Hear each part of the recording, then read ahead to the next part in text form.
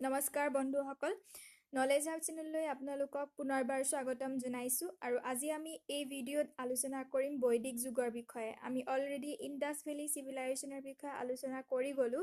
তাৰ বিষয়ে যদি ইণ্ডাছ ভেলী চিভিলাইজেশ্যনৰ বিষয়ে চাব বিচাৰে তেনেহ'লে আপোনালোকে ডেছক্ৰিপশ্যন বক্সত দিয়া লিংকত গৈ চাব পাৰিব। আজি আমি এই পাঠত কি শিকিম, আৰিয়ানছবিলাকৰ বিষয়ে শিকিম। কাৰণ আজি মই অলৰেডি যি ইণ্ডাছ ভেলী চিভিলাইজেশ্যনৰ ভিডিঅ' তাত অলৰেডি কৈ গৈছোঁ যে যি চিভিলাইজেশ্যন যি সভ্যতা আছিলে সেই সভ্যতা শেষ হোৱাৰ এটা মূল কাৰণ আছিল আৰিয়ানবিলাকৰ আগমন। আৰু এই আৰিয়ানবিলাকৰ বিষয়ে জানিম, তেওঁলোক ক'ৰ পৰা আহিছিলে, কি সময়ত আহিছিলে। তাৰপিছত জানিম বেদিক এইজৰ বেলেগ বেলেগ ফেজৰ বিষয়ে, আৰু এই বেদিক যুগত কি সমাজ কেনেধৰণে তেওঁলোকৰ কি লাইফ আছিলে, সমাজতন্ত্ৰ কেনেধৰণে সমাজ পৰিচালনা কৰিছিলে, তেওঁলোকৰ কি ৰিলিজন আছিলে, তেওঁলোকৰ কি অৰ্থনৈতিক কণ্ডিশ্যন আছিলে, সকলোবিলাকৰ বিষয়ে জানিম। গতিকে বহুত কথা জানিব আছে, আহক ভিডিঅ'টো আৰম্ভ কৰোঁ। পাঠটো আৰম্ভ কৰাৰ আগতে মই আপোনালোকক এটা ৰিকুৱেষ্ট কৰিব বিচাৰিছোঁ, যিসকলে চেনেলটো ছাবস্ক্ৰাইব কৰা নাই তেওঁলোকে চেনেলটো ছাবস্ক্ৰাইব কৰিব যেন নাপাহৰে আৰু চেনেলটো আগবঢ়াই লৈ যোৱাত যেন সহায় কৰে। এতিয়া আহক আৰিয়ানছবিলাকৰ বিষয়ে জানো। আৰিয়ানছবিলাক কোন আছিল? আৰিয়ানছবিলাক আছিল চেণ্ট্ৰেল এছিয়াৰ পৰা অহা লোক। তেওঁলোকে হিন্দুকুশ পৰ্বতমালাইদি পাৰ হৈ আফগানিস্তান হৈ ভাৰতলৈ প্ৰৱেশ কৰিছিলে। আৰু আৰিয়ানছবিলাক যি এই চেণ্ট্ৰেল এছিয়াৰ বুলি মই যি ক'লোঁ, এই কথাক লৈ তেওঁলোক বহুত বিজ্ঞানীসকলৰ মাজত, প্ৰত্নতত্ত্ববিদসকলৰ মাজত তেওঁলোকৰ মতভেদ চলি আছে। বহুতে কৈছে যে তেওঁলোক চেণ্ট্ৰেল এছিয়াৰ অৰিজিন নহয়, তেওঁলোকৰ অৰিজিন ভাৰততে বুলি কিছুমানে কৈছে, আৰু কিছুমানে কৈছিল যে তেওঁলোক আৰ্কটিক ৰিজনৰ পৰা অহা। তো এনেধৰণৰ বাদ বিবাদ চলি থাকিব। তাৰে ভিতৰত সকলোতকৈ প্ৰচলিত যিটো কথা সেইটো বহুতে মানি লৈছে যে এই আৰিয়ানছবিলাক চেণ্ট্ৰেল এছিয়াৰ পৰা আহিছিলে। আৰু যি এই আৰিয়ান শব্দটো মানেই হৈছে হাই বাৰ্থ। তেওঁলোকে নিজকে উচ্চ বংশজাত বুলি তেওঁলোকে নিজকে গণ্য কৰিছিলে। আৰু সেই সময়ত যি ভাৰতত যি সকল লোকে বাস কৰিছিলে, যিসকল আৰ্য নহয় তেওঁলোকক নন আৰিয়ান বুলি কৈছিলে। আৰু তেওঁলোকক বুজাবলৈ কিছুমান দস্যুজ বা এনেধৰণৰ কিছুমান শব্দ তেওঁলোকে ব্যৱহাৰ কৰিছিলে। আৰু তেওঁলোক আহিছিলে কেতিয়া? 2000 চনৰ পৰা 1500 BC খ্ৰীষ্টপূৰ্ব আগৰ এই সময়খিনিত তেওঁলোকে ভাৰতত প্ৰৱেশ কৰিছিলে। আৰু তেওঁলোক ভাৰতত প্ৰৱেশ কৰি যি সপ্ত হিন্দু ৰিজনত তেওঁলোকে বাস কৰিবলৈ ল'লে। এই সপ্ত হিন্দু ৰিজন মানে হৈছে বৰ্তমানৰ কাশ্মীৰ আৰু পঞ্জাৱ এৰিয়া। কাশ্মীৰ আৰু পঞ্জাৱ যি এৰিয়া, এই এৰিয়াটোত কি হৈছিল, 7খন বেলেগ বেলেগ নদী আহি ইয়াতে লগ লাগিছিল। সেইটো কাৰণে ইয়াক লেণ্ড অফ 7 ৰিভাৰ বুলিও কোৱা হয়। আৰু এই নদীকেইখন ইয়াতে লগ লগা কাৰণে, নদীৰ অঞ্চলৰ কাৰণে এই অঞ্চলটো কি হৈছিল, যথেষ্ট সাৰুৱা হৈ উঠিছিল। আৰু সাৰুৱা হৈ উঠাৰ কাৰণে ইয়াতে ঘাঁহ বন যথেষ্ট গজি উঠিছিল। আৰু এই দেখি যি গ্ৰীনাৰী আছিল, সেই গ্ৰীনাৰী দেখি তেওঁলোক আপ্লুত হৈ পৰিছিল আৰু তাতেই সেই ৰিজনত বাস কৰিব লৈছিল। আৰু এটা কৈ থওঁ, এই যুগটোক কিয় বেদিক এজ বুলি কোৱা হয়? বেদিক এজ বুলি এই কাৰণেই কোৱা হয় কাৰণ এই যুগতেই কি হৈছিল, যিখন আমাৰ বেদ, যি 4খন আমাৰ বেদ, সেই বেদৰ ৰচনা আৰম্ভ হৈছিল। আৰু ইয়াৰে ভিতৰত যি ঋক বেদ, এই ঋক বেদখন এই সময়ত লিখিছিল। এতিয়া আহক বেদিক এজটো কি হৈছে, যি কৈ আহিলোঁ, যি গোটেই বেদিক এজটো দুটা ভাগত ভাগ কৰিছে, আৰ্লি বেদিক এজ আৰু লেটাৰ বেদিক এজ। অলৰেডি মই কৈ আহিলোঁ কথাটো যে আৰ্লি বেদিক এজ যি 1500 পৰা যি 1000 BC এই সময়ছোৱাত আৰ্লি বেদিক এজ বুলি কোৱা হয়। আৰু এই আৰ্লি বেদিক এজৰ সময়তেই কি হৈছিল, যি ঋক বেদখন আছিল, 4খন বেদৰ ভিতৰত ঋক বেদখনৰ বিষয়ে ঋক বেদখনৰ সেই সময়ত লিখিছিল। এটা কথা জানি থব যে যি এই বেদ যিখন আছিলে, বেদকেইখন কোনো এজন মানুহে লিখা নাছিলে। তেওঁলোকে এইবিলাক হৈছিল আগৰ পৰা প্ৰচলিত কথা, মুখে মুখে চলি আহিছিল। আৰু মুখে মুখে চলি অহা কথা সেই সময়ত লিখিবলৈ আৰম্ভ কৰিছিল। এতিয়া আহক সেই সময়ত কি ছ'চিয়েল, কেনেধৰণে তেওঁলোকে বাস কৰিছিল তাৰ বিষয়ে জানো। তেওঁলোকৰ কি ছ'চিয়েল কি লাইফ আছিল তাৰ বিষয়ে। সেই যি সমাজ আছিল, সমাজৰ যি প্ৰাথমিক একক, যি প্ৰাইমেৰী ইউনিট আছিল, সেই প্ৰাইমেৰী ইউনিটক তেওঁলোকে কুল বুলি কৈছিল, বা কুল বা ফেমিলি। কুল শব্দটো আমি এতিয়াও ব্যৱহাৰ কৰোঁ ফেমিলিক বুজাবৰ কাৰণে, বংশ বুজাবৰ কাৰণে। আৰু এই ফেমিলি আছিল তেওঁলোকৰ ফাউণ্ডেশ্যন, প্ৰাথমিক প্ৰাইমেৰী ইউনিট আছিল সেইটো সময়ৰ। আৰু যিখন সমাজ আছিল সেই সমাজ আছিল পিতৃপ্ৰধান এখন সমাজ, পিতৃপ্ৰধান সমাজ হোৱাৰ কাৰণে কি হৈছিল, সেই সময়ত পুত্ৰ সন্তানৰ তেওঁলোক যথেষ্ট কাম্য আছিল, বহুতে পুত্ৰ সন্তান আশা কৰিছিল। কিন্তু এনে নহয় যে কোনো ছোৱালী যদি জন্ম হয় তেতিয়াহ'লে আলৈ আথানি কেতিয়াও কৰা নাছিলে। আৰু এটা কথা, সেই সময়ত সমাজত পলিগেমি বা এজন পুৰুষে কেইবাগৰাকীও মহিলা বিয়া কৰাৰ যি প্ৰথা, সেই প্ৰথাৰ প্ৰচলিত আছিল। কিন্তু যিটো পলিএণ্ড্ৰি, যাক এগৰাকী তিৰোতাই কেইবাজনো পুৰুষক বিয়া পতা, সেই প্ৰথাৰ প্ৰচলন নাছিল। আৰু তেওঁলোক যিসকল লোকে বাস কৰিছিল, সেই আৰিয়ানছবিলাক, তেওঁলোক ভেজিটেৰিয়ান আৰু নন ভেজিটেৰিয়ান দুইবিধৰ সকলো ধৰণৰ তেওঁলোকে খাদ্য গ্ৰহণ কৰিছিল। কিন্তু গো মাংস তেওঁলোকে খাদ্য হিচাপে গ্ৰহণ কৰা নাছিল, কাৰণ সেই সময়ৰ পৰাই তেওঁলোকে গৰুক যথেষ্ট পবিত্ৰ জ্ঞান কৰি আহিছে, যিটো আমি বৰ্তমানেও গৰুক পবিত্ৰ জ্ঞান কৰোঁ। আৰু তেওঁলোক ছ'চাইটিখন কি আছিল, ছ'চাইটিখন সম্পূৰ্ণ তেওঁলোকে বৰ্ণ বেলেগ বেলেগ 4টা প্ৰধান বৰ্ণত তেওঁলোকে ভাগ কৰি পেলাইছিল। ঋগবেদাৰ যি 10ম যি মণ্ডলা, সেই 10ম মণ্ডলত এই কথা লিখিছিলে যে 4টা বেলেগ বেলেগ বৰ্ণত ভাগ কৰি পেলাইছিল। কিন্তু এই বৰ্ণকেইটা যি ভাগ কৰিছিল, সেই বৰ্ণকেইটা কিন্তু বংশানুক্ৰমিক নাছিল। তেওঁলোকে যিটো প্ৰফেশ্যনেল ৱাইজত তেওঁলোকে যি প্ৰফেশ্যন তেওঁলোকে গ্ৰহণ কৰিছিলে সেই সময়ত, সেইটোৰ ওপৰত ভিত্তি কৰি তেওঁলোকে বৰ্ণটো ভাগ কৰিছিলে। সেই 4টা বৰ্ণ কি? ব্ৰাহ্মণছ, ক্ষত্ৰিয়, বৈশ্য আৰু শূদ্ৰ।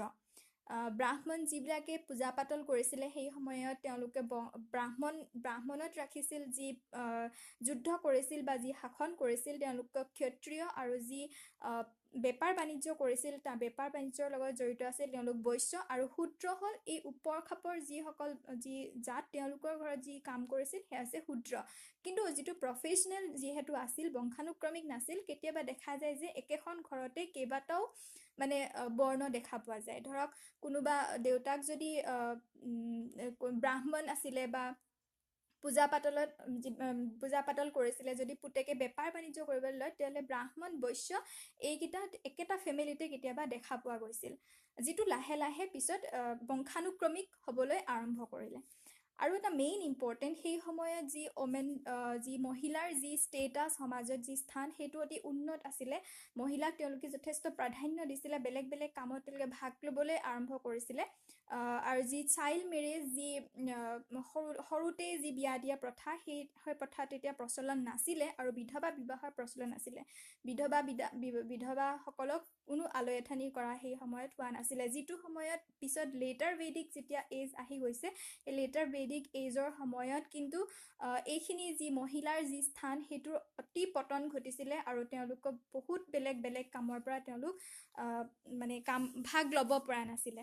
আৰু সোমা আৰু চূড়া, যিটো সোম ৰস তেওঁলোকে দেৱতাৰ ৰস বুলি তেওঁলোকে গ্ৰহণ কৰিছিলে। এইটো এলকহলিক ড্ৰিংকছ, তেওঁলোকে সেই সময়ত 2টা ৰস তেওঁলোকে ব্যৱহাৰ কৰিছিলে। আৰু সোমা যিটো এবিধ উদ্ভিদৰ পৰা বনোৱা হয়, আৰু এই সোমা যি ৰসৰ লগত তেওঁলোকে দেৱতাও এজন তেওঁলোকে মানিছিলে, যি সোম দেৱতা বুলি কোৱা হয়। এই 2টা ড্ৰিংকছ তেওঁলোকে কনজিউম কৰিছিলে সেই সময়ত। আৰু তেওঁলোকে মেইনলি খেতি কৰিছিলে আৰু পশুপালন কৰিছিলে। খেতি বাতিত তেওঁলোক যথেষ্ট আগবঢ়া আছিলে, আৰু গৰু, ছাগলী এনেধৰণে তেওঁলোকে পশুপালন কৰিছিলে। নেক্সট আহক এতিয়া পলিটি, কেনেধৰণে তেওঁলোকে সমাজখন কেনেধৰণে শাসন কৰিছিলে, কি ধৰণে, সেইটো বিষয়ে জানো। আমি অলৰেডি জানি আহিলোঁ যে সমাজৰ যি প্ৰাথমিক একক, সেই এককটো হৈছে কুল, আৰু কুলৰ যিজন মেইন মানুহ বা যিজন মালিক, তেখেতক কোৱা হৈছিলে কুলপতি। আৰু কেইবাটাও কুল বা বংশ লগ লাগি, ফেমিলি লগ লাগি এখন গাঁৱৰ সৃষ্টি হৈছিল, আৰু গাঁওখনক তেওঁলোকে কৈছিল গ্ৰামা। তাৰপিছত কুলৰ লগ লাগি গৈছিল গ্ৰামা, আৰু গ্ৰামাৰ যিজন মুখিয়াল, তেওঁক কোৱা হৈছিল গ্ৰামানী। যেনেকৈ আমি গাঁওবুঢ়া বৰ্তমান কওঁ, তেনেধৰণে তেতিয়া কৈছিল গ্ৰামানী। আৰু তাৰপিছত কেইবাখনো গাঁও লগ লাগি এখন বীজ গঠন হৈছিল, আৰু কেইবাখনো বীজ লগ লাগি এখন জন গঠন হৈছিল, আৰু কেইবাটাও জন লগ লাগি এখন ৰাষ্ট্ৰ গঠন হৈছিল। আৰু এই ৰাষ্ট্ৰৰ যি প্ৰধান, তেওঁক ৰাজন বা ৰজা বুলি কোৱা হৈছিল। কিন্তু এই যি ৰাজন বা যি ৰাজতন্ত্ৰ এই ৰাজতন্ত্ৰটো কিন্তু হেৰিডিটেৰী আছিলে বংশানুক্ৰমিক আছিলে আগতে পাই আহিছোঁ যে যিটো মানে বৰ্ণ প্ৰথা আছিলে বৰ্ণ প্ৰথাটো প্ৰফেশ্যনেল ৱাইজ আছিলে বংশানুক্ৰমিক নাছিলে কিন্তু যিটো ৰয়েল ডিচেণ্ট সেইটো কিন্তু হেৰিডিটেৰী বেষ্ট আছিলে বংশানুক্ৰমিক আছিলে আৰু প্ৰধান সেই সময়ৰ অফিচিয়েলবিলাক কি আছিল পুৰোহিত সেনানী গ্ৰামানী এইবিলাক আৰু সভা সমিতি বুলি দুখন তেওঁলোকৰ গেডাৰিংছ আছিলে তেওঁলোকে একেলগতে গোট খাইছিলে সভা আৰু সমিতি এই দুখন প্ৰধান তেওঁলোকৰ মানে আছিলে আৰু আনকি কেতিয়াবা কি হৈছিল এই সভা আৰু সমিতিয়ে কেতিয়াবা ৰজা গঠন কৰিব পাৰিছিল ৰজা ভাঙিবও পাৰিছিল আৰু যিখন সভাত তেওঁলোকে ডাঙৰ মানুহবিলাকৰ গেডাৰিংছ আছিলে এইটো আৰু ইয়াতে কি কৰিছে কোৰ্ট অফ জাষ্টিচ হিচাপেও কাম কৰিছিলে কেতিয়াবা ৰজাই যদি ভুল কৰিছে এই সভাত তেওঁলোকৰ এই ভুলবিলাকৰ বিচাৰ হৈছিল এনেধৰণৰ কিছুমান কাম কৰিছিল আৰু বহুত এক্সামত দেখা যায় যে ইয়াৰ লগতে জড়িত এটা কুৱেশ্যন দেখা যায় যে সেই সময়ত মহিলাসকলে সভা আৰু সমিতিত ভাগ ল'ব পাৰিছিল নে নাই হয় পাৰিছিলে ইতিমধ্যে কৈ আহিলোঁ যে মহিলাসকলৰ স্থান সেই সময়ত যথেষ্ট উন্নত আছিলে আৰু সভা আৰু সমিতিত তেওঁলোকে ভাগ ল'ব পাৰিছিলে পিছলৈ লেটাৰ ভেদিক এজত কিন্তু এইটো নোৱাৰিছিলে সভা আৰু সমিতিত ভাগ ল'ব নেক্সট আহিলে ৰিলিজন তেওঁলোকৰ মেইনলি হিন্দু আছিলে আৰু তেওঁলোকৰ ৰিলিজন কি আছিলে হেনোথেইজিম মানে এজন ভগৱানক তেওঁলোকে বিশ্বাস নকৰিছিলে বহুত ভগৱানক তেওঁলোকে বিশ্বাস কৰিছিলে তেওঁলোকে প্ৰকৃতিৰ ওপৰত বেছি বিশ্বাস কৰিছিলে প্ৰকৃতিৰ যিবিলাক কাৰ্যকলাপ ঘটি আছিলে সেই সময়ত কাৰণ বিজ্ঞানৰ বেছিকে মানে উন্নতি হোৱা নাছিলে গতিকে প্ৰকৃতিত যিবিলাক কাম চলিছিলে বৰষুণ দিয়া হওক বা যি বতাহ বলিছিলে যি সূৰ্যৰ তাপ আছিলে এইবিলাক তেওঁলোকে ভাবিছিলে যে এজন দেৱতাৰ দ্বাৰা পৰিচালিত হৈছিলে দেৱতাৰ দ্বাৰা নিয়ন্ত্ৰিত হৈছিলে গতিকে প্ৰত্যেকটো বস্তুকে তেওঁলোকে এজন ভগৱান বুলি মানি তাত পূজা অৰ্চনা কৰিছিলে যেনেকে কি তেওঁলোকে ভাবিছিলে যে প্ৰকৃতিৰ ওপৰতে সম্পূৰ্ণ মানে মানৱ সভ্যতাক তেওঁলোকে ধ্বংস কৰি দিব পৰা আৰু ক্ষমতা আছে আৰু ওপৰলৈ লৈ যাব পৰাও ক্ষমতা আছে এনেধৰণে তেওঁলোকে বিশ্বাস কৰিছিলে আৰু প্ৰধান যি মেইল ডেইটিজ দেৱী তেওঁলোকে পূজা কৰিছিলে তো দেৱবিলাকৰ ভিতৰত অগ্নি ইন্দ্ৰ সোমা বৰুণা ৰুদ্ৰা এইবিলাক আছিলে প্ৰধান ভগৱান তেওঁলোকৰ আৰু গোটেইকেইজনৰ ভিতৰত ইন্দ্ৰ আছিলে প্ৰধান ইন্দ্ৰক তেওঁলোকৰ দেৱতাৰ ৰজা বুলি তেওঁলোকে মানিছিলে ইন্দ্ৰ দেৱতাক সকলোতকৈ বেছিকে মানিছিলে তেওঁলোকে আৰু তাৰপিছত ফিমেল ডেইটিজ দেৱীবিলাকৰ ভিতৰত অদিতি উষা আছিলে প্ৰধান পৃথিৱীক তেওঁলোকে মাতৃ জ্ঞান কৰিছিলে আৰু অদিতি আৰু উষা আছিলে দেৱীসকলৰ ভিতৰত প্ৰধান ইয়াৰ পিছত আহিলে